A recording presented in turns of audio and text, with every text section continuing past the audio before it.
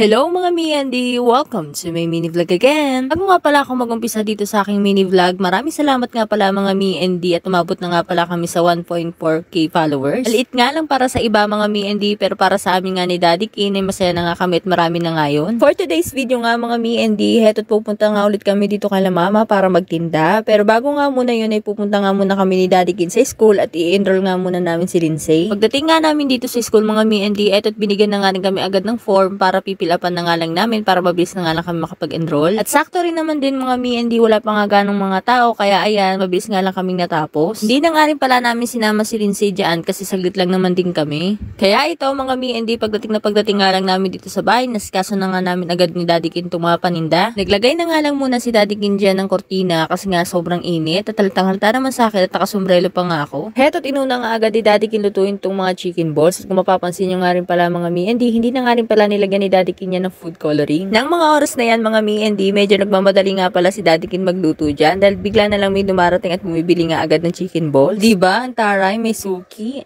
Ngayong araw din pala mga Miandi na gumawa ulit ng panibagong mixture si Daddy Kin dahil naubos na nga. Kaya ayan, kumuha nga siya ng konti at tinikman nga niya kung okay nga. Hindi pa nga nakontento si Hayato mga Miandi at dito naman siya sa harap ng camera naglato-lato. Nyos ko.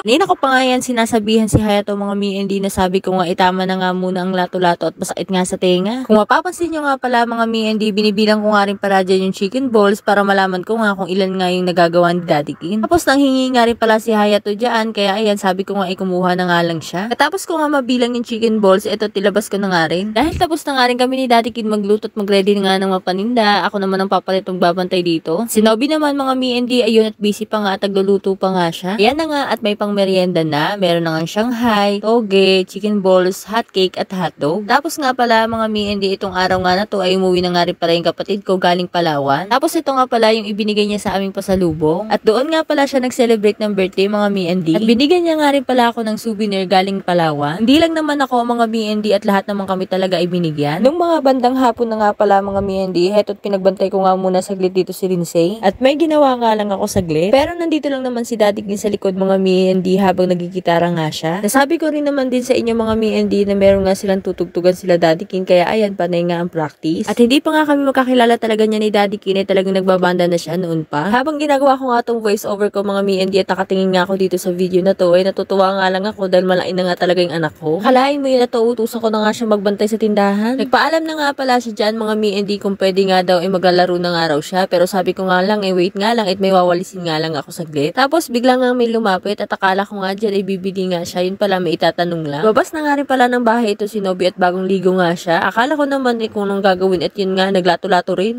Eto namang si Lindsay, nagumpisa na nga rin palang maglaro at naglalaro nga pala sila dyan ng piko. Gugustuhin ko na nga lang na maglaro siya ng ganyan kaysa naman yung maghapon na lang nakahawak sa cellphone. At sa totoo lang talaga mga Miandi, dito nga lang talaga namin pinapayagan si Lindsay na lumabas. Pagkatapos nga ng lato-lato, eto namang bola ang pinag-interesan ni Nobby. O siya, hanggang dito na nga lang mga Miandi. Salamat sa panonood. Bye-bye!